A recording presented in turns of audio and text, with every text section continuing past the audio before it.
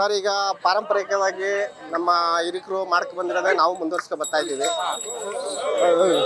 ಹಂಗಾಗಿ ಈಗ ನೀವೇ ಹೇಳ್ದಂಗೆ ಈಗ ಹಳ್ಳಿಕಾರು ನಶಿಸಿ ಹೋಗ್ತಾ ಇದೆ.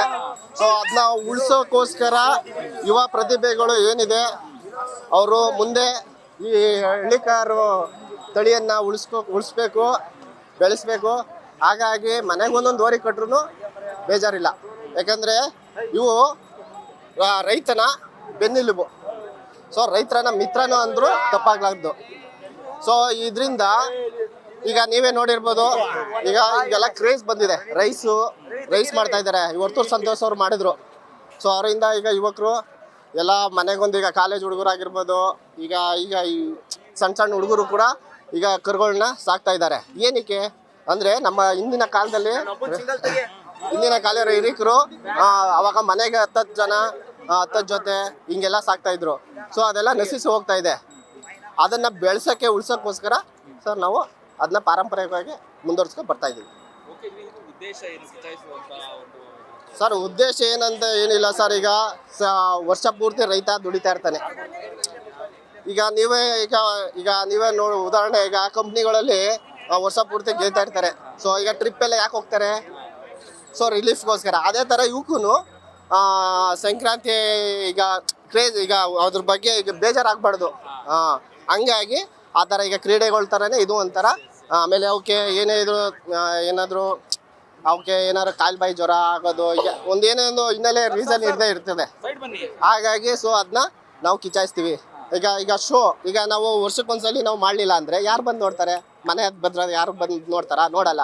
ಸೊ ಇದೇ ಈಗ ಹಬ್ಬ ರೀತಿನ ಯಾಕೆ ಮಾಡೋದು?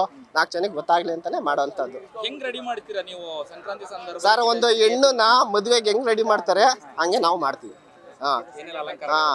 ಅಲಂಕಾರ ಏನೇನು ನೋಡಿದ್ರೆ ಈಗ ನೋಡಿ, ಈಗ ಹೂವು, ಇದು ಅಣೆಕಟ್ಟಾರ ಮತ್ತೆ ಇದು ಎಲ್ಲ ಮಾಡ್ತೀವಿ. ಏನಕ್ಕೆ? ಈಗ ಹೆಣ್ಣು ಮಗುನ ಹೆಂಗೆ ನಾವು ಸಿಂಗಾರ ಮಾಡಿ ರೆಡಿ ಮಾಡ್ತೀವಿ, ಅದೇ ಥರ ನಾವು ಎತ್ತಕ್ಕೂ ಕೂಡ ಮಾಡ್ತೀವಿ.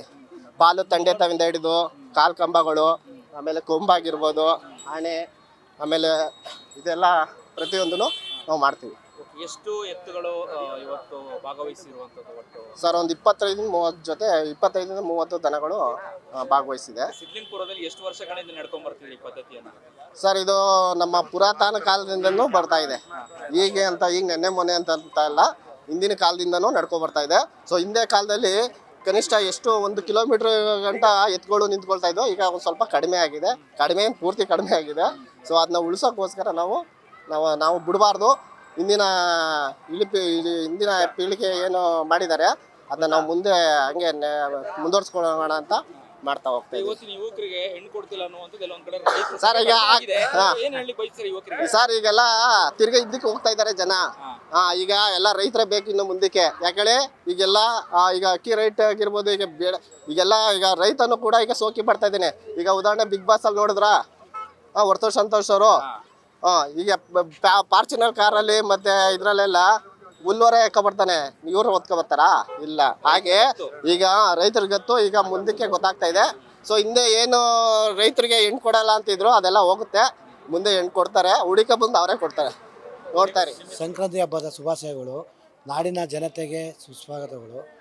ಈ ಸಂಕ್ರಾಂತಿ ಹಬ್ಬ ಗ್ರ್ಯಾಂಡಾಗಿ ಮಾಡ್ತಾರೆ ಇಲ್ಲಿ. ಅದ್ದೂರಿಯಿಂದ ನಾನು ಕೆಸರೆಯಿಂದ ಬಂದು ಇಲ್ಲಿ ವರ್ಷ ಬಂದು ನೋಡ್ತೀನಿ. ಅಲಂಕಾರ ಹಸುಗಳಿಗೆ ಮಾಡೋದ್ರಿಂದ ಹಿಡ್ದು ಎಲ್ಲ ಅಲಂಕಾರನೂ ಸೂಪರಾಗಿ ಮಾಡ್ತಾರೆ. ವರ್ಷ ಇನ್ನೂ ಹೆಚ್ಚಿನ ಸಂಖ್ಯೆಗೆ ಬಂದು ನೋಡ್ಕೊ ಹೋಗ್ತಾ ಇದ್ದಾರೆ. ಸಂಕ್ರಾಂತಿ ಹಬ್ಬ ಗ್ರ್ಯಾಂಡಾಗೇ ಮಾಡ್ತಾರೆ ಇಲ್ಲಿ. ನಾನು ಒಂದು 10 ವರ್ಷದಿಂದ ಬರ್ತಾ ಇರ್ತೀನಿ, ನೋಡ್ತಾ ಇದ್ದೀನಿ. ಹಸುಗಳಿಗೆಲ್ಲ ಅಲಂಕಾರ ಮಾಡಿರೋದು ನೋಡ್ತೀವಿ, ಚಿಗದೋದು ನೋಡ್ತೀವಿ, ಬೆಂಕಿಲಿ ಆಡೋದು ನೋಡ್ತೀವಿ. ಎಲ್ಲ ನೋಡ್ಕೊಂಡು ಮನೆಗೆ ಹೋಗ್ತೀವಿ. ಮಾಡ್ತಾರೆ ನಮ್ಮ ಊರಲ್ಲಿ ಚೆನ್ನಾಗಿ. ಹೆಂಗೆ ಆಚರಣೆ ಮಾಡ್ತಾರೆ? ಚೆನ್ನಾಗಿ ಹಬ್ಬ ಕಿಚ್ಚಾಯಿಸ್ತಾರೆ, ಹಬ್ಬ ಮಾಡ್ತಾರೆ. ಚೆನ್ನಾಗಿ ದರಿಗೆಲ್ಲ ಅಲಂಕಾರ ಮಾಡ್ತಾರೆ ಚೆನ್ನಾಗಿ. ಸುಮಾರು ವರ್ಷ ನಾವೇ ಚಿಕ್ಕವರಿಂದನೂ ಮಾಡ್ತಾರೆ. ನಮಗೆ ಬುದ್ಧಿ ಗೊತ್ತಿರೋ ತವಳಿಂದನೂ ಮಾಡ್ತಾರೆ. ಚೆನ್ನಾಗಿ ಮಾಡ್ತಾರೆ. ಇವತ್ತೇನು ಒಂದು 20 ಇರ್ಬೋದೇನೋ. ಇನ್ನು ಪದೇ ಸುಮಾರು ಬರ್ತಿದ್ದೋ, ಈಗ ಸ್ವಲ್ಪ ಕಮ್ಮಿ ಆಗೈತೆ ಈ ವರ್ಷ.